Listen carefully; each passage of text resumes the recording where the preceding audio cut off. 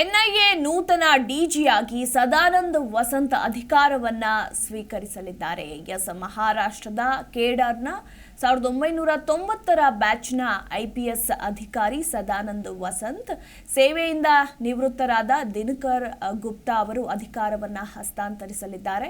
Mumbai Taj hotel ದಾಳಿ ವೇಳೆ ATS ಮುಖ್ಯಸ್ಥರಾಗಿದ್ದರು ಈ ಸದಾನಂದ ವಸಂತ್ ಅನ್ನೋ ಮಾಹಿತಿ ಕೂಡ ಲಭ್ಯವಾಗಿದೆ. ಇನ್ನು ದಾಳಿಕೋರರನ್ನ ಹಿಡಿಯೋದ್ರಲ್ಲಿ ಇವರು ಪ್ರಮುಖ ಪಾತ್ರವನ್ನ ಕೂಡ ವಹಿಸಿದ್ರು. 2008ರ ಮುಂಬೈ ಹೋಟೆಲ್ ಮೇಲೆ ದಾಳಿ ವೇಳೆ ಮಹಾರಾಷ್ಟ್ರ ATS ಮುಖ್ಯಸ್ಥರಾಗಿ ಕಾರ್ಯವನ್ನ ಕೂಡ ನಿರ್ವಹಿಸಿದ್ರು ಸದಾನಂದ ವಸಂತ್. ಇನ್ನು ಅದೇ 2008ರಲ್ಲಿ ಶೌರ್ಯಕ್ಕಾಗಿ ರಾಷ್ಟ್ರಪತಿಗಳ ಪೊಲೀಸ್ ಪದಕದ ಭಾಜನರು ಕೂಡ ಆಗಿದ್ರು.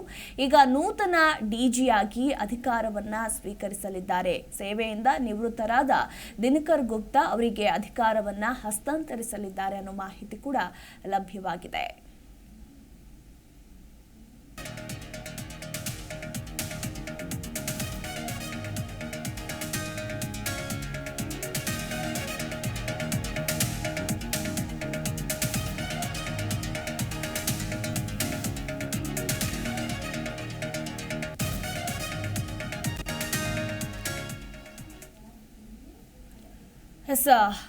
NIA ನೂತನ ಡಿಜಿಯಾಗಿ ಇನ್ನು ಮುಂದೆ ಸದಾನಂದ ವಸಂತ್ ಕಾರ್ಯವನ್ನ ನಿರ್ವಹಿಸಲಿದ್ದಾರೆ.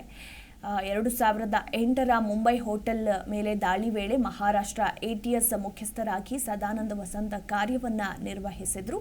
ಇವರು ಇನ್ನು ಮುಂದೆ ನೂತನ DG NIA DG.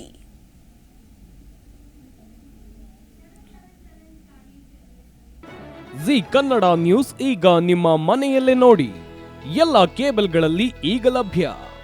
Sun Direct 292, Jio TV 1334, U digital 162, city cable 51, GTPL 17, Abhishek cables 821, rock line telecommunication 51, Shri Basaveshwara number 60, Vinayaka digital number 53, in digital number 896ರಲ್ಲಿ. ನಿಮ್ಮಿಸ್ತದ ಜಿ ಕನ್ನಡ ನ್ಯೂಸ್ ನೋಡಿ ಆನಂದಿಸಿ.